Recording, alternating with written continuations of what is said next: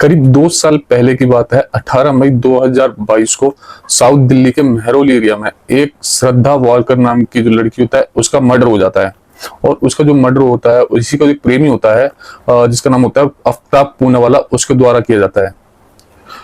आफ्ताब पूनावाला श्रद्धा Walker का murder करके उसके जो बॉडी के 35 टुकड़े करके फ्रीज है उसमें रख देता है। टुकड़े करने के बाद करीब मतलब जो रात के 2 बजे डेली वो है जो टुकड़े हैं उनको वह साउथ दिल्ली के एरिया होता है जो जंगल होता है उसमें फेंक के आता है।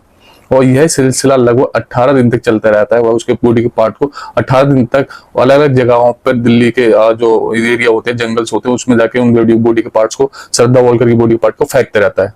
श्रद्धा वाले केस जो दिल्ली के साउथ दिल्ली मेहरौली के एरिया में हुआ था, जो अभी उसको सही से लोग भुला भी नहीं पाए थे, करीब 2 साल पहले जो हुआ था। लेकिन अभी 21 सितंबर 2024 को एक बेंगलुरु से एक महिला होती है महालक्ष्मी, 29 वर्ष की, उसका शरीर जो उसकी जो बॉडी है फ्रीज में से 30 टुकड़ों में मिली है। नमस्कार, मेरा नाम है सुनील धागर। आप इस चैनल पर नए हैं तो इस चैनल को सब्सक्राइब कर लीजिए और वीडियो अच्छे लगे तो वीडियो को लाइक करके कमेंट भी कर दीजिएगा। जो ये महालक्ष्मी होती है वह जो नेपाल की नागरिक होती है और यह बेंगलुरु में करीब 35 साल से, मतलब इनके जो परिवार है 35 साल से यहीं पर रह रहा होता है। और फिर 2019 में क्या होता है, हेमंत दास होता है जो कि नेपाल का ही रहने वाला था, उसके साथ इसकी शादी हो जाती है घर वालों की मर्जी से। अब अपनी जो शादी के बाद जो करीब आराम से कुछ दिनों तक खुश रह रहे होते हैं, लेकिन ये क्या करते हैं कि जो महालक्ष्मी और हेमंत दास नेपाल से काम की तलाश में दो फिर से बेंगलोर आ जाते हैं भारत। और भारत आने के बाद ये हेमंत दास एक मोबाइल की शॉप होता है उस पर लग जाता है। और उस पर क्या ना, जो महालक्ष्मी होती है बेंगलोर का एक फेमस मॉल होता है, उसमें होता है ब्यूटिशियन शॉप होती है, उसमें जाके जो एज ए टीम लीडर वहां पे जॉब के लिए लग जाती है वहां पे। और जॉब पे लगने के बाद ये दोनों अपनी खुशी खुशी रह रहे होते हैं। उनकी एक छोटी सी बच्ची भी होती है, आराम से अपनी खुशी खुशी जिंदगी बिताई रहे होते हैं कि 2023 आते आते इनके रिश्तों में एक कड़वाहट आ जाती है। कड़वाहट आने का जो वजह होता है वो होती है शक जो होता है वो होता है हेमंत का, कि जो महालक्ष्मी है ये किसी का अफेयर है और ये किसी से बात करती है, जिसके शक के चलते इनमें आए दिन लड़ाई झगड़ा होता रहता है। फिर क्या होता है, कुछ महीनों बाद यह एक दूसरे से अलग हो जाते हैं और जो महालक्ष्मी होती है वह अपनी माँ के साथ कुछ अपनी इसकी जो महालक्ष्मी की माँ और बहन भी होते हैं वो भी यहीं रह रहे होते हैं बेंगलुरु में पास में ही। तो ये महालक्ष्मी क्या करती है, उनके पास ही जाके रहने लग जाती है और ये कहती है कि मैं अपने आपके साथ ही रहूंगी कुछ समय, और उसके बाद क्या है मैं अपने अलग से रूम ले लूंगी। फिर करीब कुछ महीनों बाद महालक्ष्मी अपना अलग से रूम ले लेती है और अलग से रूम लेने के बाद वहां पे शिफ्ट हो जाती है। अलग होने के बाद क्या है, जो दोनों जो महालक्ष्मी की बेटी होती है उसको 4 महीने तक अपने पास ही रखती है। लेकिन फिर 4 महीने के बाद क्या होता है, वो हेमंत दास को अपनी बच्ची को सौंप देती है। और वह बीच बीच में जब उसे जॉब से छुट्टी मिलती है, हफ्ते में 10 दिन में अपनी बेटी से मिलने जाती रहती है हेमंत दास के वहां पे घर पे। और जब थोड़ी देर मिलने के बाद उसे बातचीत करने के बाद वापस आ जाती है। फिर आता है 2 सितंबर। 2 सितंबर वह दिन था जब महालक्ष्मी का फोन आखिरी बार बात हुई थी। 2 सितंबर के बाद जो उसकी जो महालक्ष्मी की बहन होती है जिनका नाम मीणा राणा होता है और माँ मीणा राणा होता है और उनकी बहन लक्ष्मी होती है, और एक नेपाल में भाई रहता है, वो महालक्ष्मी का फोन ट्राई करते रहते हैं लेकिन इसका फोन लगता नहीं है और स्विच ऑफ बताता है। धीरे धीरे दिन बीतता जाता है, बीतते बीतते जो बात फिर आ जाती है एक तारीख 21 सितंबर 2024। जो महालक्ष्मी के आस पड़ोस के जो लोग रह रहे होते हैं पड़ोस में, उनका जो एकदम से महालक्ष्मी घर में से बदबू आती है, तो वह महालक्ष्मी का जो लैंडलॉर्ड होता है, मकान मालिक, उसको शिकायत करते हैं कि महालक्ष्मी के घर में से कुछ अजीब सी बदबू आ रही है, आप आके चेक करिए। तो जब मकान मालिक आता है तो वह देखता है कि हाँ सच में कुछ अजीब सी बदबू तो आ रही है, लेकिन वहां पे जो देखता है बाहर से उस रूम का ताला लगा रहता है और उसमें से लेकिन बदबू आती है। तो क्या करता है जो लैंडलॉर्ड, जब एग्रीमेंट करवाती ना जो महालक्ष्मी, तो उस समय एक इमरजेंसी के लिए अपना फैमिली का नंबर लिखवाती है, जिसमें उसकी जो माँ होती है मीणा राणा और बहन लक्ष्मी, उनका नंबर रहता है उसका एग्रीमेंट में। तो वो है जो लैंडलॉर्ड है महालक्ष्मी की माँ को फोन लगाता है, फोन लगा के पूछता है कि महालक्ष्मी कहाँ है। तो वह उधर उसकी जो माँ होती है वो कहती है कि महालक्ष्मी का तो हमें करीब 10-15 दिन से कुछ पता ही नहीं है, हम फोन लगा रहे हैं लेकिन उसका फोन लग भी नहीं रहा है। और वो जहाँ जॉब पे जाती है मॉल में, वहां पता कराया तो वहां भी वो कई दिन से नहीं गई है, 10-15 दिन से। फिर क्या होता है, जो मकान मालिक है उसकी माँ को बताता है कि महालक्ष्मी के जो घर है वह बाहर से बंद है और इसके जो रूम है उसमें से बहुत अजीब सी बहुत बदबू आ रही है। क्योंकि आजकल जो न्यूज में बताया जाता है बदबू किसी घर से मतलब चल रहा है, जो घर में से बदबू आना या कुछ बना, किसी मतलब बड़ी जो होता है समस्या को संकेत देता है, तो वह यही सुन के घबरा जाते हैं और वह तुरंत भागे भागे और अपनी बेटी के रूम पे आते हैं। बेटी के रूम पे आने के बाद देखते हैं एक स्विच की होती है, मतलब एक डबल चाबी होती है, जो कि जो महालक्ष्मी है जो उसकी माँ यहाँ पे आती रहती थी, तो एक चाबी अपनी माँ को दे देती है। तो वह तुरंत जैसे उस चाबी को खोलती है रूम कमरे को चाबी से, तो वहां अंधेरा होता रहता है, तो अंधेरा हुआ रहता है पूरा। और करीब 3 से 3:30 बजे के बीच का दिन होता है, दोपहर के। तो जब खोलता है तो अंधेरा होता है और एकदम से अजीब सी बदबू आती है, एक बहुत एकदम से जैसे गेट खोला उसी वैसे ही एकदम से। फिर वो क्या लाइट जलाती है, तो लाइट जलाती है देखती है कि पूरे जो फर्श है उस पे पूरा सामान मतलब पूरा खून बिखरा हुआ है और जो बॉडी के पार्ट्स हैं छोटे छोटे जो टुकड़े हैं पूरे फर्श पे पड़े हुए हैं और जो खून है मतलब खून के जो थक्के ब्लड है वो भी उसमें थक्का जम रहा हुआ है और एक पास में फ्रीज रखा हुआ है जिसमें से छोटे छोटे जो कीड़े हैं, हल्का सा फ्रीज खुला रहता है तो उसमें से हल्के हल्के जो कीड़े उसमें से निकल रहे होते हैं।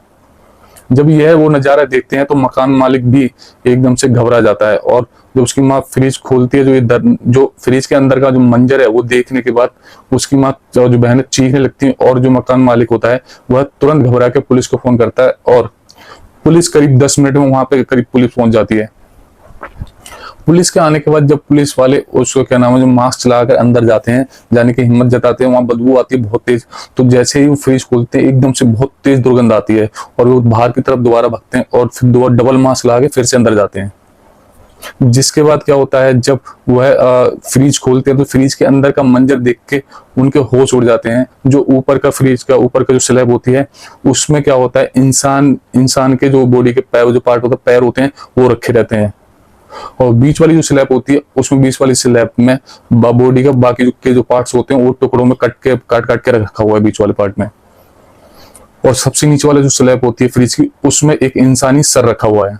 और उसके बाद जो क्या है जो पुलिस वाले भी वो भी अपना हिम्मत उनकी जवाब दे देते हैं और वह अपने आला अफसर और फॉरेंसिक जो टीम होती है उसको फोन करके वहां पे बुलाते हैं। जिसके बाद यह जब पूरे जो एरिया है वहां पे भी ये खबर एकदम जोरों शोरों से मतलब फैल जाती है और वहां पे सब ये कहने लगते हैं कि यहाँ पे भी दिल्ली वाला कांड हो गया है और जो क्या नाम है श्रद्धा और आफ्ताब वाला। तो क्या हुआ जब भीड़ को कंट्रोल करने के लिए पुलिस और भी फोर्स बुलाती है और वहां से जो क्राइम जो लोकेशन होती है उसको दूर दूर तक लोगों को हटा देती है और उसके बाद क्या आता है फॉरेंसिक टीम आती है वहां पे।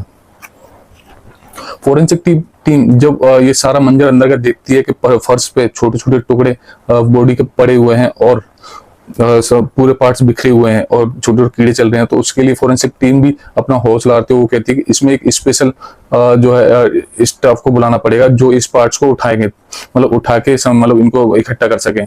तो क्या होता है एक सरकारी पास में हॉस्पिटल होता है वहां से एक स्टाफ को बुलाया जाता है और वह स्टाफ जो बॉडी के पार्ट्स होते हैं उनको इकट्ठा करने के बाद उसको एक न पोस्टमार्टम के लिए भेज दिया जाता है। पोस्टमार्टम के लिए भेजने के बाद क्या होता है उस बॉडी के पार्ट्स को जिस तरह मतलब जो लगा दिया जाता है, लगाने के बाद पोस्टमार्टम करने के बाद उसकी फैमिली को सौंप दिया जाता है और फैमिली को सौंप देने के बाद जो बेंगलुरु में ही उसका महालक्ष्मी की जो बॉडी है उसका अंतिम संस्कार कर दिया जाता है। और उसके बाद क्या नाम है जो पुलिस होती है वही जानना चाहती है आखिर यह इतना जो दरिंदगी से इस महिला को किसने मारा है, यह अब जानना चाहती है पुलिस। तो वो क्या होता है वहीं जहाँ पे महालक्ष्मी होती है वहां दोबारा से पहुंच जाती है और वहां पे देखती है एक वहां पे कोई भी सीसीटीवी कैमरा नहीं होता है वहां पे, जिसकी वजह से पुलिस जो पड़ोस में रहते हैं उनसे पूछताछ करने लगती है।